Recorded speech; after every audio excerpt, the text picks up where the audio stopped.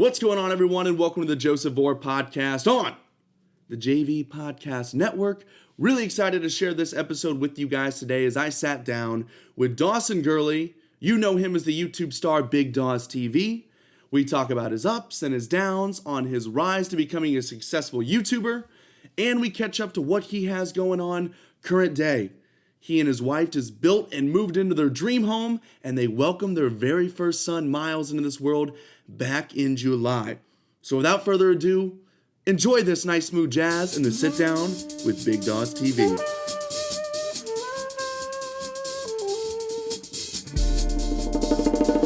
All right, so we're sitting down right now with the man himself, Big Daws TV, my boss. This is it's very intimidating, but you know, this may be your company, this may be your office, but this is my podcast.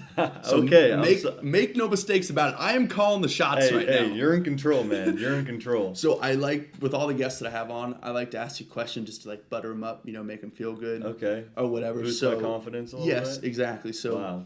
You're a big guy, big strong guy, big truck.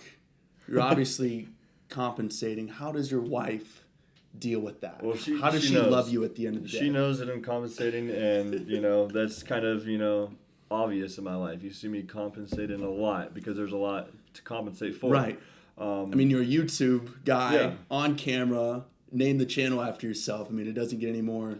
Exactly. I mean, enough said. And so, I mean, at the end of the day, she just really likes me because I have money. Yeah, that's what it comes down to. That's what we found out from my videos. The answers are everywhere. Yeah. They're all over the wall. So you're from Kansas. Yep. Midwest guy. So did you grow up, was it like typical Midwest? Did you live like in a neighborhood, or did you live out?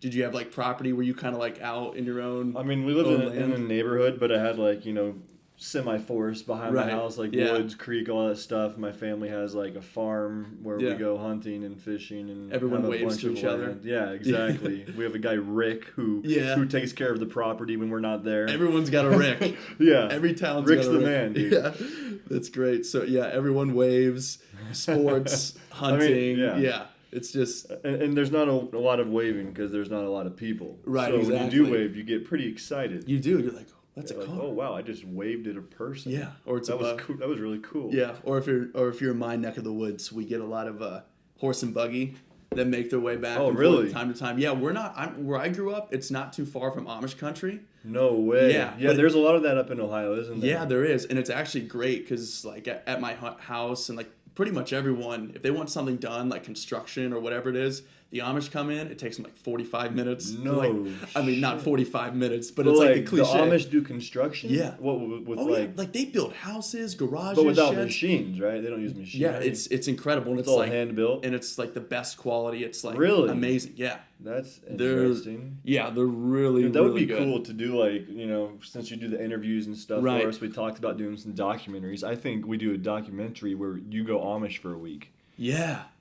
I challenge you to do that. It's like reverse Rumspringer. Have you ever heard of what Rumspringer is? Where they have it's like a Sweet 16 for the Amish, and they come like twerk in America's homeland. Right, but yeah, they get like, I forget what age they turn, and basically they get like X amount of time to go out and live. Make a decision if they're going to live the other side, and you either come back or come back. Yeah, or leave. That's cool. But like That's kinda cool. But I'm like, I wouldn't want to go Amish for 16, 18 years, whatever it is, Right. just for a month of Rumspringer. I mean, I would be interested to know the percentages of who comes back and who doesn't. Right, because it's like the thought of the village is for sure gone forever. Like she's not coming back. Right, and I think that's like a real like black and white decision because there's no like, oh no, I think I'm just gonna keep doing this and maybe I'll come back. It's like, no, the time's up. Yes or no. You're either dead to us or we love you. Yeah, I wonder how they feel about it. Like, are they like salty when they don't come back, or are they like, oh, good for them?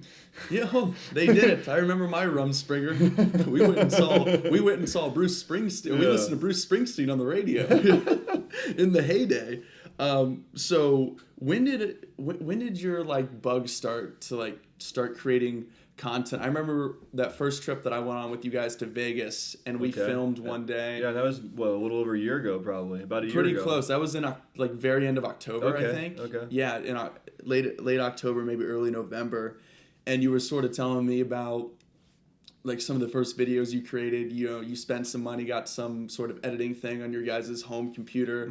Like, where did that start? When did you when was the first thing you created and you're like, oh, I kind of like this? Or where did that interest even like spark from?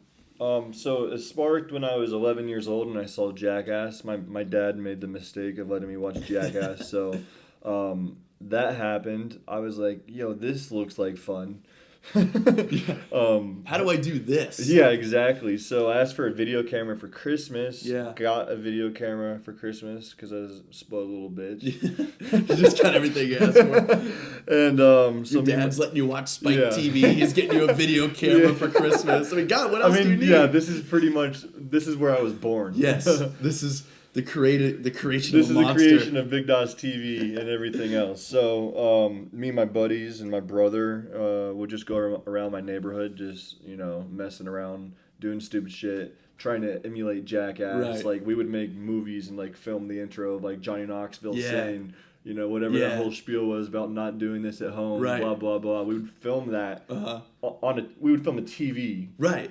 And just put that in the beginning of our videos. Yeah. Like, super janky, like, horrible production. I used to do that because I used to love watching, like, anything, like, when I was younger, especially, like, Fresh Prince and Full House. So, nice. like I loved, like, Will Smith, and I loved Uncle Jesse. So, you know, he did the whole, like, home camera. Like, I just make my dad be trying to watch football. I'd be like, Dad, just commercial, like, film this for me real quick. And I'd, like, write up, like, starring, like, John Stamos and, like, throw, like, the paper in front of it. Oh, that's hilarious. Yeah, so I, like, when you say that, that, like, takes me back. That's awesome. Like, it's just so much fun. I don't know why. Because you don't know how bad it really is. No. It's just you're having fun doing it. But it's like pure, and you have fun with it. And it's funny because, you know, it seemed like you started earlier than we both were kind of young when we started doing crazy stuff like that. But that kind of like went away from me for a while. But now, since I've been in college and, like, I'm not doing sports full time anymore, like, it's come back, and I'm so happy because it's awesome, and it just makes you feel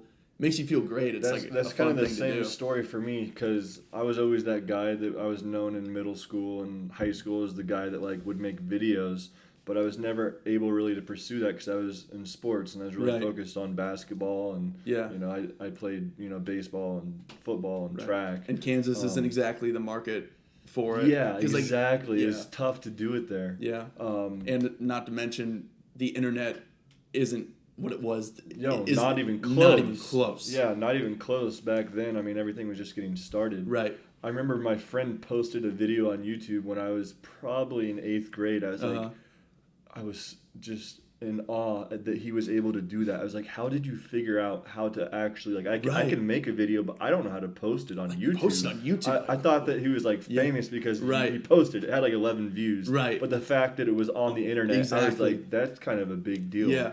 that was me before, like, I realized how easy it was to put a podcast on Apple or Spotify. And, like, no, it's great, and it gives it legitimacy, you know, and it, you know, it's a forum that everyone has. Like, it makes sense to be on there, but I'm just like, oh man, I would really be able to make it one day if I could just have a podcast on Apple, and not to mention any idiot. Anybody can do it. Just do it. And then But people don't know that. Right. They're like, wow, you're on Spotify? Yeah. I'm like, dude, you could record yourself taking a shit. Yeah. And put it on Spotify if you wanted to. Exactly. And you could title it Me Taking a Shit. Yeah, because some of my friends, like, when they saw, like, well, you're on Apple or Spotify, I'm just like, calm down.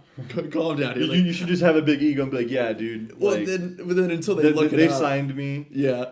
Yeah, you know. I'm not going to look it up. That's the thing. Yeah, you know, I was going to keep it on, you know, SoundCloud, but, like, Spotify reached out. Like, and I just Spotify hit me up, and I was just like, you know what? I will join your platform. Yeah, like, dude, we saw your 3K followers on Instagram and your, you know, entrepreneur in the bio, and we just were like, we got to get this guy a podcast. This guy's it. Yeah, so it's a bidding war between Apple and Spotify right now. So it's, I mean, you know how not a big deal. Yeah, you know how it is. When did you move out to Arizona then, or had you move around before? Was like Kansas to Arizona? Kansas is just, that's all it was. Yeah, born and raised. Right. When I was 19, I moved here. So I mean, basically, long story short, out of high school, I didn't know what I was doing. All my friends moved off and went to college, whether it was KU or K-State, or a couple of them moved to, like, California or some random places. And I was stuck there with no friends, basically. So I was going to community college, and when I say I was going, I really wasn't going at all. You were on the class roster, but not actively participating. I took 19 credit hours my first semester. Oh, gosh. Passed 3. And the 3 that I passed was with a C, and it was from cheating. Right. Yeah. And then second semester, I think I took 18 credit hours and passed 0. Yeah. And my parents had no idea. My dad ended up finding out, and he was pissed. And I was just like, yeah, school just kind of sucks. Like, I'm not really about it. So at the time, I actually had read an article about this channel called Boyfriend vs. Girlfriend. They've kind of died out now. Yeah, I've never heard of them. They have 2 channels, Prank vs. Prank and Boyfriend vs. Girlfriend. They both had over 10 million subscribers on each channel. And I was like reading about how much money they were making on YouTube. I was like, what? Like, this is crazy. It's like, I could make videos as good as this. Right. And so I was like, I've always been known as a video guy. I got my buddies together, and I was like, let's start making videos again. And we just started posting them, and weren't really doing anything with it. And then I just wanted to get out of Kansas. I had a buddy going to ASU, and me and my friend Chris were like, all right, let's move to Arizona. We can make videos out there. Yeah. And we packed our bags up, moved here, and it really all started when I got here, to be honest. Now, so Arizona, did you see that as, hey, I just need to get out of Kansas, maybe closer to LA? Because my thought would just be, if you're going for anything entertainment, now obviously it's much more affordable here than LA. Right. But like my thought would always be like, I don't know, Arizona wouldn't be like, all right, pack my bags, we're going to Arizona, we're trying to start this video thing. Like my first initial thought would be, well, why not LA? So was it just Arizona to get out of college and you already had a buddy here, so you sort of felt like you had, it was very small, but at least you had some network out here. Yeah, so I already had a buddy here, and my other friend, Chris, we were originally both moving here to go to audio engineering school, a place called CRAS, Conservatory of Recording Arts and Sciences. Yeah, it's a good program. And at the time, I wasn't even thinking, I read the article, and I thought, I could be a YouTuber or whatever, but it wasn't even like a thought-out thing. Mm-hmm. I was focused actually on being a rapper, which was really embarrassing. And I wanted to come out here because I still had the business mindset at the same time. So my idea was like, I'm going to be a rapper. I'm going to learn how to mix and master my own music. And I'm going to also, even if the rapper thing doesn't work out, I'm going to open my own record label and sign artists to my record label. And I'll start off by producing it. Yeah. And then eventually, managing it and hiring people to do everything. Mm-hmm. And that's kind of what my plan was. But the school was like, it was a trade school, so it was a 9-month program, and it was like $18,000. Mm-hmm. And I didn't have any money. I was working at Circle K, and I was hoping that my parents would pay for it. My mom was super supportive, but my dad was not at all. He's like, I'm not paying for this. My family's kind of well off, so I didn't qualify for financial aid or anything, so I just couldn't go. So I made a deal with my parents where I'd move out here anyways and go to community college. Mm-hmm. And they would help me out a little bit. I got my grandpa to help me out a little bit. And I mean, community college isn't that expensive, so it wasn't it's much more manageable. It was like a couple of $1,000s a semester. Right. Because it was still out of state. So that's what ended up happening. And I was out here, I think I moved out here in 2012. Okay. And yeah, nothing really happened the first year. Me and Chris were pretty much smoking a lot of weed. Yeah. And just being degenerates. Being degenerates, not really doing anything with our lives. I would always try to get him to film, and Chris smoked a lot more weed than I did, so it was even harder. I'm telling you, man, his couch is so comfy, man. Why would we leave? We got it all right here. It was just classic, 2 idiots moving somewhere, starting over. I mean, we lived in a 2-bedroom apartment, I think, that was $600 a month. So we each paid $300 a month. Wow. So you had a 2-bedroom apartment for $600 a month? It was a killer deal. That's amazing. And it was ghetto, but it wasn't like that ghetto. Right. Like there was homeless people in the dumpster and stuff, but like it had a nice pool. Oh, wow. So. Where is this place?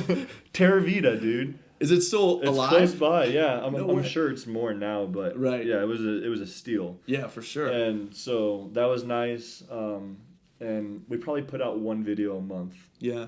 And then was this Was the channel, was it Big Daws TV It was at the Big time? Daws TV. Yeah. I don't know why. Big Daws TV was Chris's idea. Really? We were trying to think of a name for the YouTube channel. He's like, what about Big Daws? And I was like... Was that like your nickname before when people call you Daws for short? People always call me Daws, but we had a friend that we'd call Big Matt. And when we were trying to think of names, Chris was like, what about Big Daws? I was like, dude, yeah, let's do it. No, but honestly, like, that's a great name. Yeah. It honestly worked out well. It works really well. Yeah. So, so that's the birth of Big Daws. What was the first video? 18. The first video... Is it still up? No. No. Yeah. The first 30 videos have all been taken down. Yeah. The first video was, and keep in mind, I'd made like 100 videos throughout my childhood that were never posted. But the first actual video, and the channel wasn't even Big Daws TV. This is pre-Big Daws TV, and the channel was Daws 1923. Perfect. Great name. Yes. Great name. 192. That wasn't the year you were born, I'm assuming. No. I like 19 because it's my birthday. Right. And I always like number 23 is my mom's birthday. I'm a mama's boy. There you go. I can't even deny it. Can tell. So yes. That's why she was supportive. Exactly. Dad's like, no, you don't. You like her more anyways. Yeah. To hell with you. Figure it out. So the first video was called Sleeping. It was Sleeping in Public. So pranks was always the thing, and always inspired by Jackass. You're like, this is what I'm going for. This is funny. Now, had there been, I don't mean to cut you off, but had there been like, were there other people doing pranks on YouTube, or were you like? Oh, there was a few. There wasn't a ton, but there was a few. Anyone that was big, like, so it was a pretty open market. Like the guy market. I mentioned earlier, there was a few others. Vitaly was just blowing up right when I was starting. And there was a few others, but I don't really know about it. I wasn't in the YouTube community at all, so if there were people, I wasn't following them. Gotcha. I remember I think I found one guy that was doing that was doing pranks and was also like doing like rap stuff. I was like, oh my god, he took my idea. I can't do this. Yeah. There could only be one. Great. But in my mind at the time, I was like, what the? How am I supposed to do this now? Someone else is doing this. Yeah. So what was that first video? You said like sleeping in public. So we got a blow up air mattress. We went into like CVS and Walgreens and gas stations and in the middle of the street, and we just plopped it down. I had a robe on and I just went to sleep. Was any of that an inspiration for that video you and Steven did at West Virginia? Where the hangover, like, but that was similar. There's a little resemblance there. You guys just kind of like took it to the next level. Yeah, it's always nice because you can always, somewhat recycle ideas. But that was the first video, and we were stoked because we hit 700 views. Like, we were celebrating, we were popping champagne. Yeah. Like 700 views, it was like we made it. Right. And like compared to now. Yeah, and this is still in Kansas, so I mean we've had put out a few videos. And then like I said, when we got here, we thought we were grinding, but we were dropping a video a month. And it wasn't until Chris left after about 9 months, he moved back to Kansas. And I look back at it now, I'm like, dude, I was going to move back as well, but my wife, at the time we had just started dating. That's kind of what kept me here. And what year was that? That was 2013, the beginning of 2013. Okay. And I was like, I kind of want to stay. Like, I really like this girl a lot. Yeah. So I ended up staying, and I look back, I'm like, dude, if I had moved back to Kansas, I don't think any of this ever would have happened. Right. Isn't it crazy when you look back and you're like, I was that close? Yeah. And like, if it wasn't for and there was this. And there was 10 different moments like that. Yeah. Like, there was after... Okay, so I'm going to try to stay in order here. So Chris moves back, I stay. And that's when actually my channel blew up. And it wasn't because Chris left, but I think it just...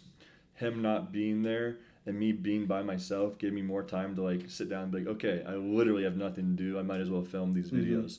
So I started filming them by myself. So I would go to the grocery store. I'd set up a camera on a shelf, and I would just stay in the frame. And I was the actor and the cameraman. I would go to college campuses. I'd put a camera on a tripod, set it up, and I would just stay in the frame and prank people like that.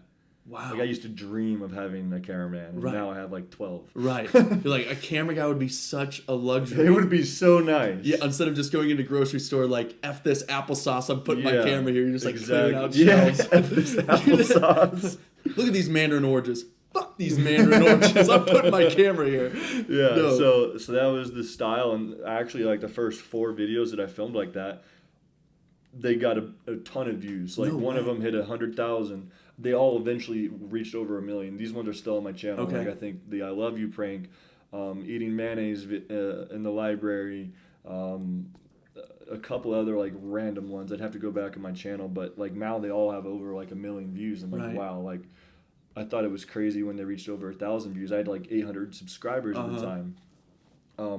So I was doing that and it was going well, and I was getting some like traction, and then I just had a moment where I was like, I don't know what it was, but it was one of those things where like you just feel like God is speaking to you. Yes. And it was, this voice was just like, stop doing YouTube. You need to focus on basketball, because basketball was my love for my whole life. Yes. And I still felt like I had a little gas left in the tank. Yes. And I always wanted to play in college. I ended up not doing that, so I was like, I got to give it a shot. So I quit YouTube completely. Wow. I went back home for the Even summer. after riding that high, even after Yeah. those videos Yep. going well. I went back home Wow. for the summer. I left all of my equipment in Kansas.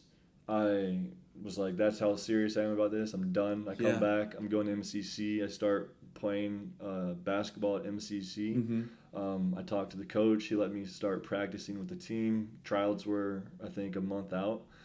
So I start practicing with the team. I start playing, and I do that for like, I want to say 2 weeks or so. Mm-hmm. And after 2 weeks, I was like, fuck this. Yeah. I was like, I'm not doing this. Yeah. I'm gonna get back into YouTube, and all my equipment was in Kansas. Yeah. So I ended up flying back to get my equipment. Wow. But I think it was one of those things where like if I didn't at least try it, I would have regretted it for the rest of my life. Exactly. So I'm glad that it worked out that way. Yeah. Yeah, because that works out perfectly. Yeah. You don't live with the regret of not trying, even though it sucks. It doesn't work in the time, and now you're doing what you're doing now, which is what you love, and it's made you successful. So it's like, really, you take those factors right there. That's picture perfect. Yeah. It can't get much And better. I'm glad it happened that way, because I mean it was just like, I'd probably always wonder, was I supposed to play basketball? Like it was a very, it was a weird time in my life because I just really had no idea what I wanted to do. Yeah. Everyone in my family is like, oh, he's just a lost soul. He doesn't know what he wants to do with his life. And they're all super worried about me because they're like, he's flunked out of college. He's changing his career path every other day. Yeah. They all thought that it was going to turn YouTube? out bad. Yeah. Yeah, I wanted to do YouTube. Yeah. So everyone in my family at this point is like super concerned about me. And a lot of them are like very upset that I'm trying to do YouTube because Right. they see no future in it. Exactly. It's not going to go anywhere. It's not a practical, it's not something you go to school for. Yeah, exactly. And it's super tough. Yeah, so that was that, and then that was kind of the last straw. I was like, okay, if I'm going to do this, I need to do it right. And there was another guy, Cody from Angry Picnic, Right. who at the time, and at this point I had like, I went through that little hot streak. I was at like 15,000 subscribers. Cody was at about 5,000 subscribers, and I see that he had been filming at ASU campus. So I hit him up and was like, what's up, man? I'm out here in Arizona. Pretty much, back to the square one where I don't have any friends again. Chris went back home. I was like, we should film for each other. Mm-hmm. So we meet up, we have a meeting. I'm like really serious about it. I'm like, dude, we should film together like twice a week. I'll film for your channel. If you film for my channel, let's be each other's dedicated camera guys. Right. Let's go to California, make a bunch of videos, do this and do that. And we're like, all right, let's do it. And that's exactly what we did. Gosh. Just absolutely grinding right there. That's insane. So the first video, what was your first video that you went, was there a video where you went super viral, really established you, brought in subscribers, brought in a ton of views, and you actually started to see, what the money side of making YouTube was like? Yeah, the first video was eating junk food in the gym. Yes. This is probably like a year after me and Cody meet up and we're making videos, like a couple of videos a week. After about a year of that is when I finally had one that kind of just exploded. It was eating junk food in the gym. I filmed it, dropped it. The next day I wake up, everyone's calling me like, yo, you're on Good Morning America. Yeah, it was on the news. I remember from it was on the like Prankland a video. ton of different Yes. news stations and ABC and all these things. I'm like, Yeah. wow, this is crazy. Yeah. So that totally blew up. And after 5 days of it blowing up, I had to delete it. Why? Because 24-Hour Fitness, I filmed it inside their gym. I didn't ask anyone for consent to Right. film there, to people that I was pranking. Yeah. Back then, it was super unprofessional. I never asked people if they, Right. hey, can we use You that probably for really our didn't even video? know better. Didn't even think about Yeah. it. So I'm getting threatened with with all these lawsuits. This video is all over the news with all these people in it that have no idea they're even being filmed. And they're threatening to sue me for like $5 million. I'm talking to their like top of the line like regional managers and all the corporate side of 24-hour fitness. And they're just freaking out. Yeah, it all started when I went to the gym to work out. And they're like, you're not allowed to be here. There's like something like weird on your account. And I was like, okay, that's a little weird. And then I start getting these phone calls and freaked me out. So you deleted it. Scared the shit out of me. So you deleted it and everything. Was everything fine then? Was that the agreement? Yes, we came to an agreement where if I deleted it, you know, they wouldn't pursue anything. That's on. It's like, yeah, the video. It sucks that we have to delete it, but that's way better than. Yeah, I didn't even have like a business or an LLC at this point. Right, so it's all on you, which is worst case scenario. Exactly. I mean, I didn't have any money or anything, anyways, but still, just it's bad it's either scary. way. So, yeah, I had to delete it. I ended up like 2 weeks later, like refilming it and getting it back up. Okay. But you got the proper. I learned a lot from that. So that's when I set up my LLC. I started getting professional. I started asking every single person if I had permission to use each clip for my videos, saving all the consents. Like that's when I was like, it kind of lit a fire under me. It ended up being a good thing because I learned so much and I started taking everything so much more seriously. So it was a good experience. Two videos from your channel that I really want to talk about that I love. First off, I want to talk about the Fake Klay stuff because that's just so funny and awesome.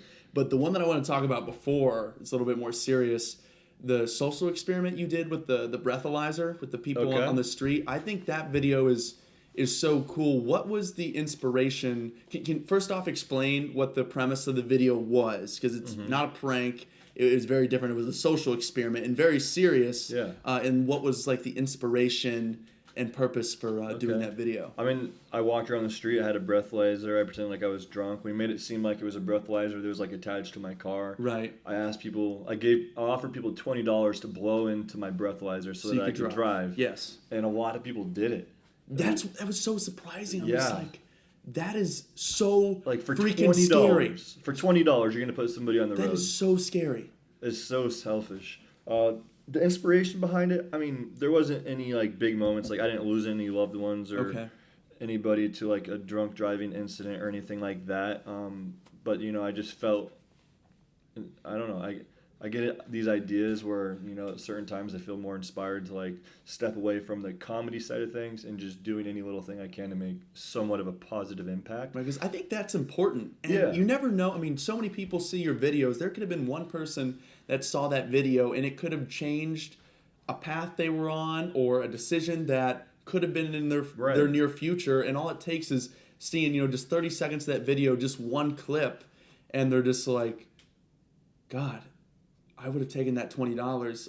I'm going to be so much more careful about just everything in my life. And then that could change, you know, someone just making better decisions in their life overall, even if they're never in a situation like that. Like that stuff's actually important. Yeah, so I mean that's always been a big thing of mine is I try to make a positive impact, and I think I get that from my mom because she's always taught me to be a super positive person and, you know, try to do something in life where you can at least make an impact on others. So that's always been like a big I guess force behind everything that I do. I try to find a way to like just, you know, make the world a little bit better because I do enough shitty things as it is, so and you got to make up for it. And a you have little the bit. platform for it. Like you can truly have an influence on people, which is powerful. And some people suck at it, some people don't care, and some people do good. And I think that you do good. So thank you, I appreciate it. Absolutely, that's great.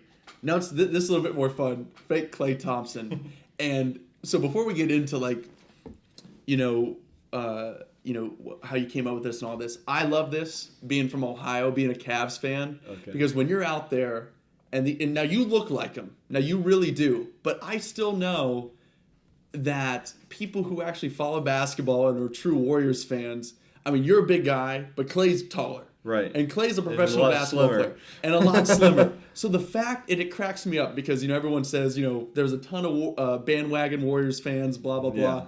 And the fact that they're coming up to you and letting you sign their $110 jersey as a Cavs fan, I'm like, yes, bandwagon Warriors fans, like, take that. They don't even know that this isn't Klay Thompson. Like, one, it's hilarious. And two, I'm like, that's right, you freaking scumbags. Like, I just freaking love that. But So who like gave you the idea for that? Did you come up with it? So like, that was and who cut your hair and did your goatee and everything? Because it's like spot on. It's so good. So it was actually an idea that was brought to me from SeatGeek.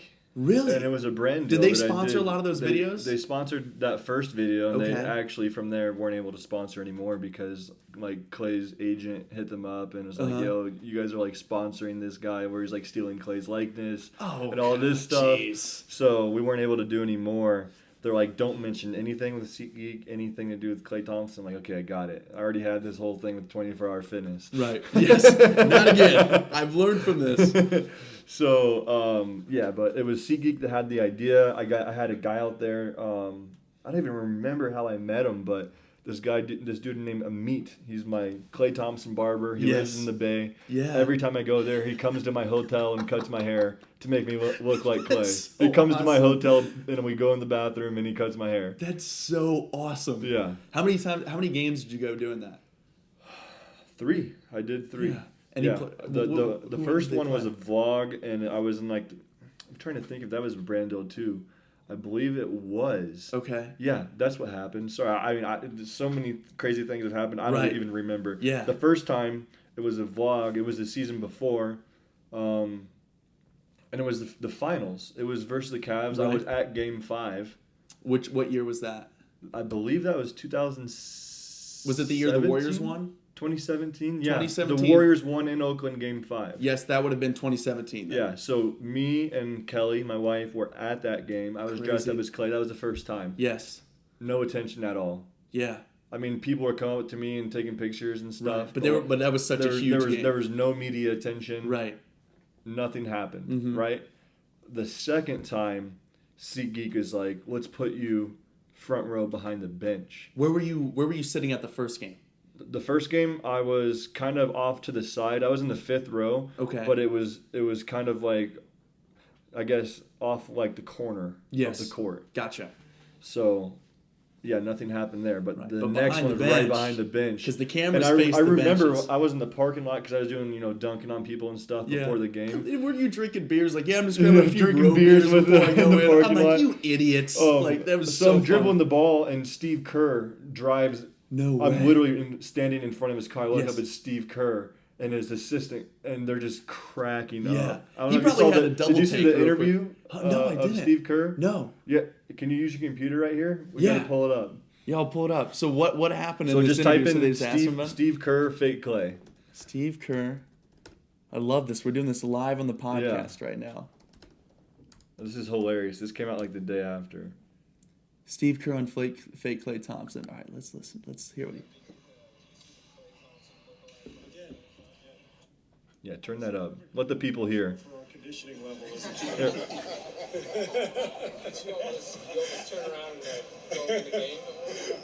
I turned around, I was like, Klay, you have a few extra burgers last night? What happened? I love that guy. I saw him actually at the top of the ramp when I was pulling in, 2.5 hours before game time. It's hilarious. Did you do a double take then? Just laughed. I just laughed. By the way, do you guys know that Looney and Yeah, so That's insane. yeah, it was kind of funny you commented on it. It probably, if Klay wasn't such like a dedicated guy and he just saw it from afar, he probably was scared to death. Yeah. But like if Klay Thompson was Johnny Manziel, Right. and he'd be like, "Mother Johnny, He's like, what are you doing doing in the Johnny?" parking lot? He's just ripping fireball. Like, what's going on with this guy? Yeah. But no, that's freaking hysterical, and I love. And when the security let you in, Oh, I'm man. like, and it wasn't how? just one security Yeah, guard. there was like two of 'em. There was two or three at the gate. Then there's like 4 other guys the bottom. with like batons that we had to pass through. Right. So there's a whole level of like 8 levels. It was like what do you call it? It's like Mario freaking like different Leveling levels. up. There's checkpoints. It's like, and okay, we survived this one. Are we gonna get through this? we need to revive. Yeah. That's insane. Yeah, so the Klay Thompson stuff is so great, mainly because just exploiting bandwagon Warrior fans. But no, that's so good. That's amazing. So now I want to talk about Daily Dropout. Okay. So, you formed that company, that business. How was like that idea born, and who was the original team? How did you find them? And I know I know how you kind of found Steven. You did that fan video and things like that.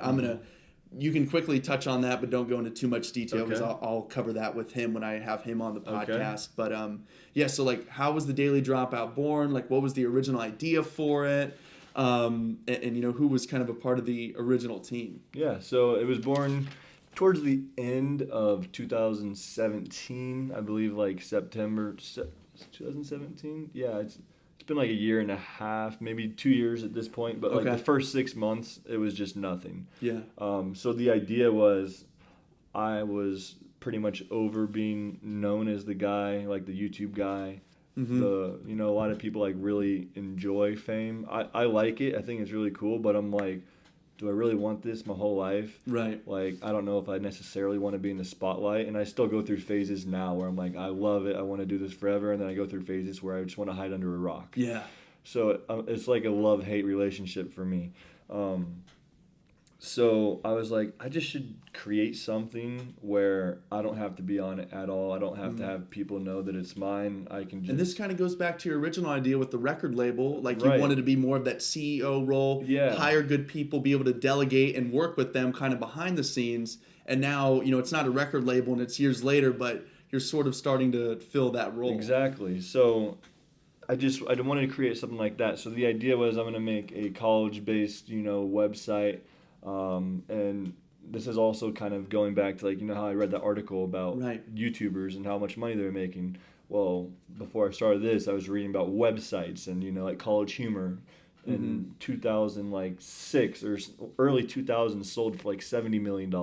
It's Or insane. BuzzFeed is valued at Yeah. like $4 billion. Vice is valued at $6 billion. I'm Yeah. like, these are just websites. Yeah, they're It's like, just digital media companies. I already that- have like a ton of fans. Why can't I just segue into that and make my own version of that and like make like an awesome, fun company and just make a ton of money doing that? Right. So And it was a that's- seamless transition because Right. there's still a ton of pranks and people, as we put up more interviews and other things, people start to get used to and to enjoy that as well. Exactly, and it's actually kind of like a reversal. So when I started it, it was going to be like backdrop interviews. So and interviews were like kind of the BuzzFeed original style thing. kind Yeah. of thing, and that's all I was going to do. So like I had an office at the West 6 in Okay. Tempe, and that's actually how I met Laura. I Okay. DM'd a bunch of like girls and guys and got them all to come in and answer questions and things like that, and Laura was one of them. But long story short, I just reviewed the footage, and the idea is like, let's ask each person like 40 questions, and we'll have 40 different videos. If we get people to come in, we had 40 people come in over the course of a week. It was like 8 a day, and we did like 8 or 9 hour days. Wow. And I reviewed all the footage. We edited it. We spent like a month on this project, and it was gonna be something that we did every month. And then I reviewed it. I'm like, this sucks. Yeah. I put up one of them. I ended up deleting it. I was Right. like, this sucks. Like, I don't want to do this. Like, yeah, I think it would do well, and like I think it would make money, but I'm not passionate about this. Right. This is not content. I'm gonna show my boys and be like, yo, check this out. Right. So I was like, okay, back to ground zero. I did a giveaway to kind of get the channel started. So I gave away like a phone, and I think I got the channel to like 15,000 subscribers, but we had no videos. And I was like, okay, back to square one. We still had the logo, the graphics, stuff like that. But I was like, what are we gonna do? So I was like, let's just try a few pranks. So Laura was one of my favorites from the people that I had interviewed, her and this girl named Gabby. Yes. So I got them each to do a prank, and they did a really good job. So we ended up posting those. They did really well. Like for the size of the channel, they got like a couple thousand views. And then Steven, who I had met about 6 months earlier from the fan competition, recently had moved to Phoenix. Right. And I was like, the whole backdrop interview thing didn't work, but it'd be cool to do like street interviews. I was like, Steven, you want to try out some street interviews in Scottsdale? Tried them out. I really liked them. Posted them. They did pretty well. A couple thousand views. I was Yeah. like, this is cool. I was like, we could, have someone with this. I was like, the backdrop thing didn't work out. I also had no idea what I was doing, no experience. Like, why not use, my experience in the industry that I've been in for the last 7 years and just at least start it off like that. So here we are a year and a half later, and it's about to hit 2 million subscribers already, which is crazy. incredibly fast. I remember when we hit 1 million, and then I looked like up just 3 the other months day, ago. and I'm just like, holy crap, we're about at 2. Yeah, That's it's insane. going crazy. And now we're starting to add more of like, not necessarily the backdrop content, but similar stuff. Like we just posted like a wing challenge. Today we filmed another challenge. We're able to, now that we have like a hardcore fan base, they're more accepting of not only that content, but we can make that content better because we have a whole production team.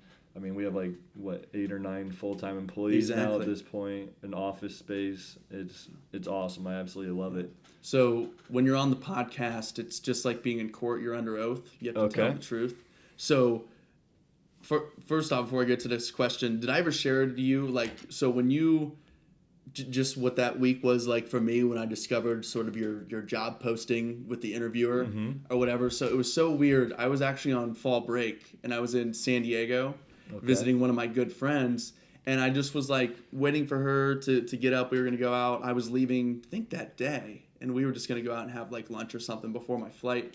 And I was just going through Snapchat and I see your Snapchat and you're like, hey, we're looking for an interviewer on ASU's campus, you know, part-time, blah, blah, blah, on the weekends. And I was like, oh, that'd be pretty cool. Because at that point, I knew I wanted to be like on camera, on air, whatever, but I didn't know exactly what to do. And I'm a sports business major, so I didn't, you know, as great as my business contacts are, I really didn't know how to like break in. And I was just kind of doing stuff on my own. It was just kind of sporadic all over the place. And so when I saw that, it was just like, well, this was like speaking to me. I'm like, I have to find out about this. So I, like it said, I sent you a DM and then I got something back. It was just like, send us a video, you know, why you think it'd be good for this or whatever. Copy and paste kind of thing. Yeah. Well, yeah, because it like said to like swipe up on the Snapchat and then send a DM on Instagram or whatever. So I did that and yeah, exactly. You were like, yeah, man, cool. You know, send us a video of, you know, why you think you'd be good at this, blah, blah, blah. So I was just like, okay, what do I do? I'm just like in my friend's apartment and I'm just like, okay. So I just like did this like selfie video thing for like a minute or whatever and sent that back. And then I remember like freaking out because I got an email back from you and it was like, hey man, like the video, are you available at all this week to do like an audition on campus or an interview? I'm just like, oh God, I don't like, what is this going to be like? I've never done anything like this before. And I filmed with Cam. That was like right before he was done. And it was so funny because like I'd recognized him because we had a mutual friend and I had like met him before. Okay. Which was so weird. And he was in the Klay video too. Yes, exactly. But I just thought this was so weird because that was literally on a Monday when I reached out and after I seen your Snapchat story. And then boom, Thursday I'm pretty sure is when I filmed the audition video. And then Friday is when you called me. It was like, wow. It was like in 5 days and like I was working this internship at a radio station where I was very grateful that I had it.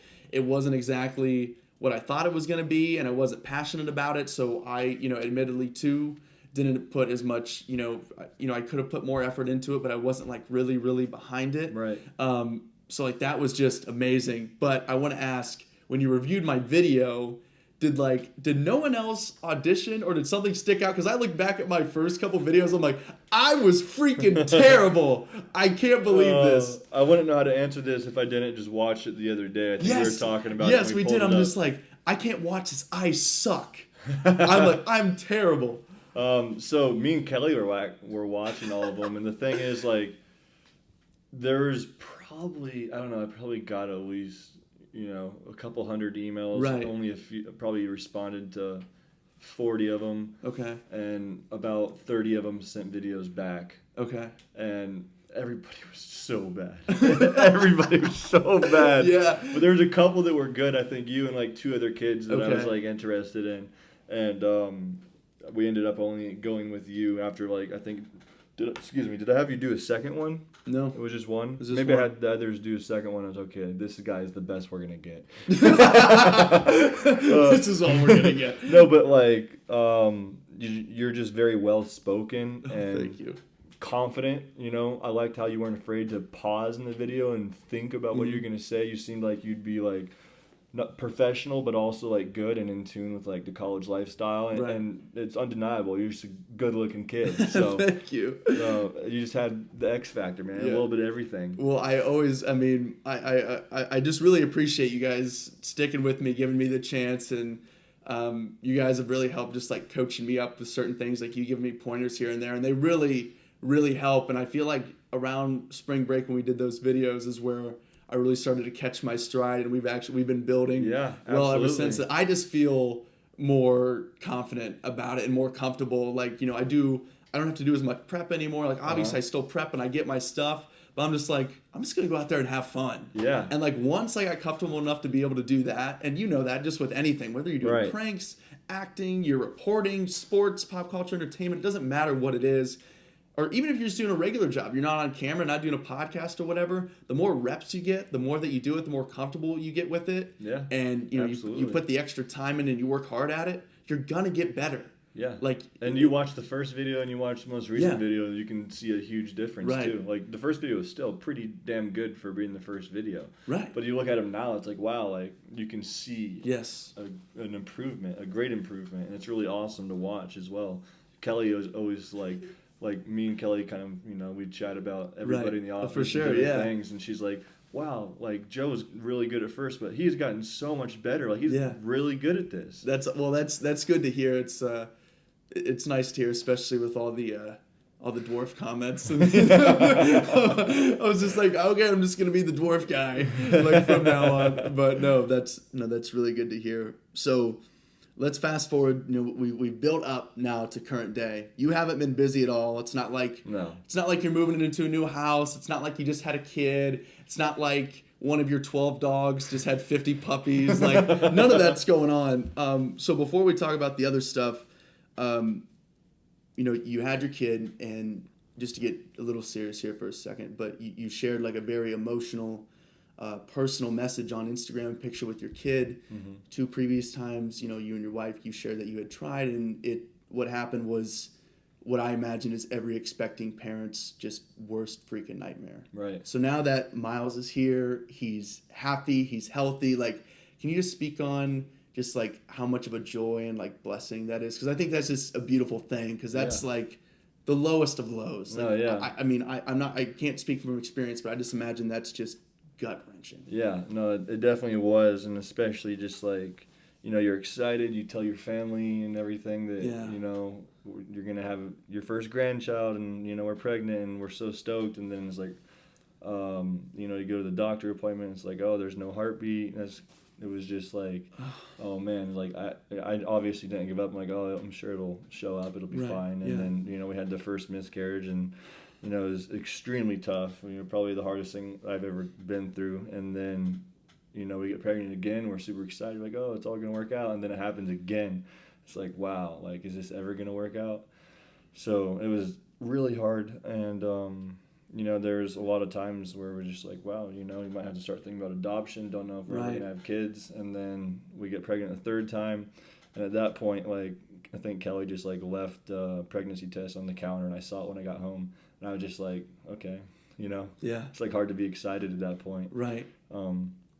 But it's just that much more of a blessing now, and that's amazing, and I'm so much, like, not that I wouldn't have been grateful and excited to be a dad before, but now it's like, wow, like, I really know what it took to get to this point, and it's like that much sweeter. Absolutely. And yeah, being a dad is probably the coolest thing, like by far the best thing that's ever happened to me.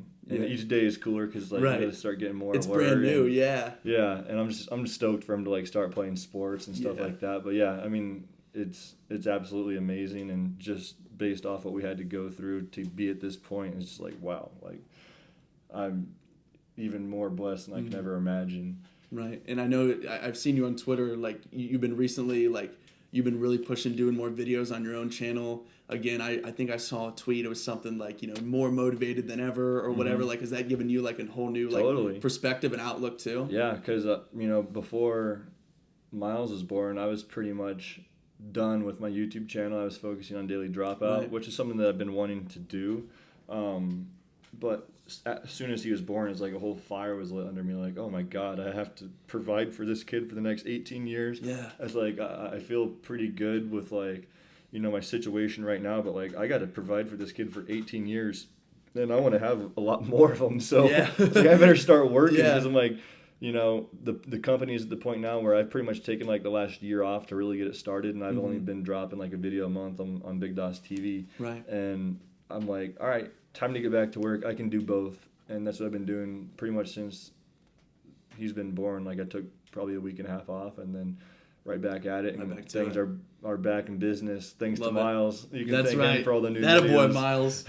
Love it. And then the new house. So you guys are building.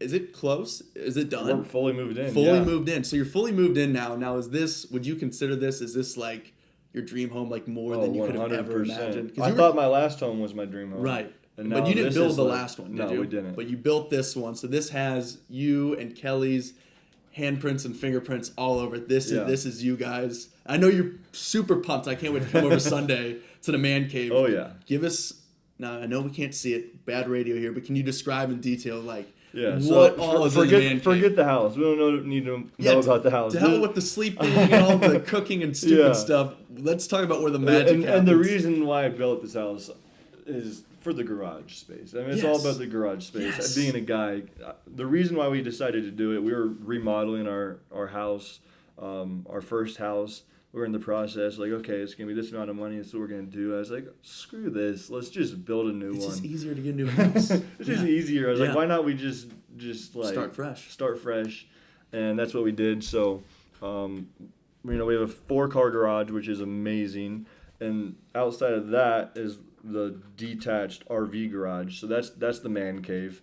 It is absolutely amazing. It's about 1,400 square feet. The ceilings are about 25 feet tall. Beautiful. And I got two 75-inch TVs right next to each other, a beautiful surround sound system.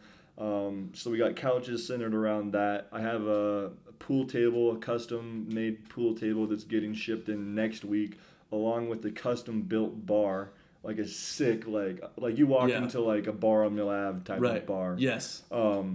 We got the epoxy floors. We have a custom-built shuffleboard table that's coming that's going to match the pool table and the bar. It's all like a really cool, like, smoky gray kind of color, which is absolutely amazing. And, it's pretty much every man's dream. And it's happening. It's the man cave. And we're actually going to have a podcast in there, too. Love that. So that'll be a lot of fun. I'm excited to have you as a guest on the show. Yes, this would love to. is the first podcast I've ever done. So Really? it's a good experience. How's it going I think so I did far? one like 4 years ago, but yeah. How's it going so far? It's good. It's good. Am I okay? You're great. 'Cause I you got to said- work on myself. I'm not the best of spoken. So. But no, it's good. But well, first off, we need to turn the AC on here.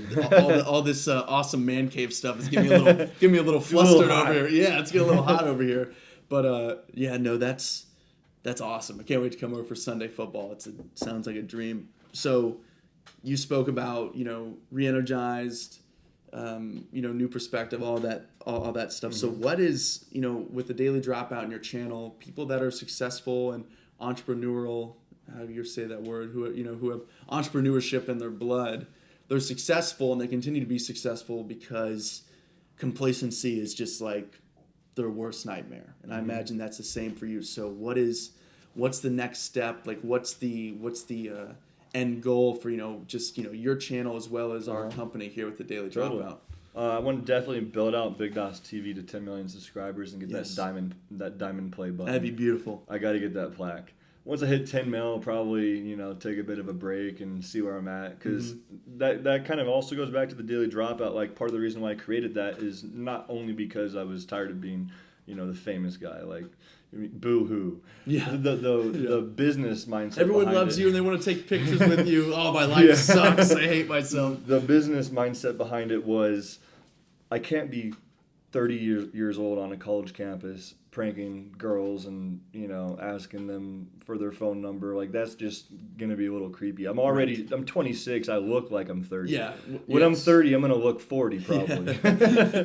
So I definitely really just want to focus on the Daily Dropout, and the Daily Dropout isn't the only channel. Like, it's a media company. It's a segment of the media company that I started. So we have other channels that we're working on. Yes. But it's mainly Daily Dropout. That's the focus. I want to build that out and just make it a kick-ass company where we're known all around the world as the #1 news company for college kids. Yeah. And not only do we have like the news side, but we have the entertainment side, and there's a million things that can happen from there. It's ever growing. Yeah. So the possibilities. Yeah. I mean, once you have eyes in front of you, the possibilities are endless. Sure. When are we going to Vegas next? 2 weeks. Really? Yeah. Actually? I haven't told you? No! Yeah. What? This is breaking news Not here. Not next weekend, but the weekend after. We're going. You're going, so I would love to go. mark your calendar. It's marked. It's up all up here. I'm pointing at my head right now. No, that's awesome. Well, Dawson, Big Daws, Ernie, Fake Klay, Ernie, all your different names. Thanks so much for coming on. When I started this, guys like you and Steven and others, were definitely names that I had circled that I, would have been dream, like really awesome guests. So this was really fun. I appreciate you taking the time. Of course. Until next time. Cheers. Love it. All right, Daws. Talk to you soon. All right, man. All right, everyone. So hope you enjoyed that sit down with Big Daws TV. Until next time, rate, review, subscribe, and enjoy this nice, smooth jazz.